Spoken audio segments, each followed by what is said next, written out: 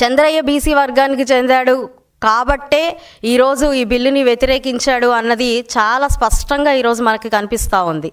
అదేవిధంగా శాసన మండలి సాక్షిగా బీసీల ప్రగతిని జగన్మోహన్ రెడ్డి డైరెక్షన్లో బొత్స సత్యనారాయణ గారు అడ్డుకున్నది వాస్తవం కాదా అని చెప్పి ఈరోజు నేను వాళ్ళని ప్రశ్నిస్తూ ఉన్నాను. చంద్రయ్య కుమారుడి ప్రభుత్వ ఉద్యోగం రాకుండా అడ్డుకోవడం, బీసీలను నిజంగా అవమానం చేసిన తీరు కూడా చాలా స్పష్టంగా కనిపిస్తుంది. ఇది అందరూ కూడా గమనించాల్సిన విషయంగా నేను భావిస్తూ ఉన్నాను. జగన్మోహన్ రెడ్డి పెత్తందారి పోకడలు ఈ సంఘటన ద్వారా సుస్పష్టంగా మనందరికీ కూడా కనిపిస్తూ ఉన్నాయి. బీసీల ప్రగతిని అడ్డుకున్న వీరికి రాజకీయ సమాధి చేసేది బీసీలే అన్న సంగతి మాత్రం గుర్తుపెట్టుకోవాల్సిందిగా నేను అందరు రాష్ట్ర ప్రజల్ని కోరుకుంటూ ఉన్నాను. ఆనాటి నుంచి ఈనాటికి వరకు కూడా బీసీల పైన జరుగుతున్న దాష్టికాలకి వైసీపీ అంతా ఇంత కాకుండా ప్రవర్తించే తీరు నిజంగా యావత్ రాష్ట్ర ప్రజలందరూ కూడా చూస్తూ ఉన్నారు.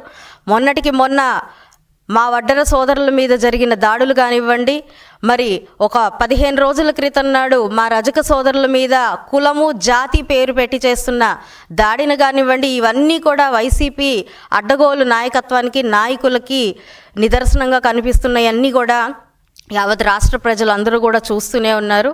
11 సీట్లు కాదు కదా, రానున్న రోజుల్లో ఒక్క సీటుకు కూడా వీరు అర్హులు కాదు అన్నది యావత్ రాష్ట్ర ప్రజలందరికీ కూడా చాలా స్పష్టంగా తెలుస్తున్న విషయం.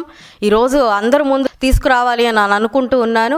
మరి చంద్రయ్య గారి కుటుంబానికి ప్రభుత్వ ఉద్యోగం రాకుండా అడ్డుకుంటున్న వైసీపీ నేతల యొక్క ప్రవర్తనని, తీరుని నేను ప్రశ్నిస్తూ ఉన్నాను. ఈరోజు వైఎస్ ప్రభుత్వంలో మరి పిన్నెల్లి సుందరరామరెడ్డి గారి కుటుంబానికి నక్సల్స్ చేత చనిపోయిన ఆయన కుటుంబానికి ప్రభుత్వ ఉద్యోగం ఇవ్వలేదా అని చెప్పి నేను ప్రశ్నిస్తూ ఉన్నాను.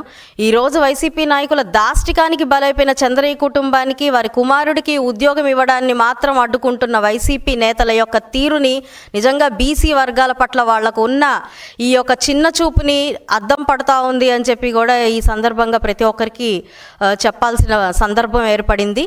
ఖచ్చితంగా రానున్న రోజుల్లో బీసీలకి అన్యాయం చేస్తూ ఉన్న వైసీపీకి మాత్రం పుట్టగతులు లేకుండా పోతాయని ఈ సందర్భంగా అందరికీ తెలియజేస్తూ నమస్కారం.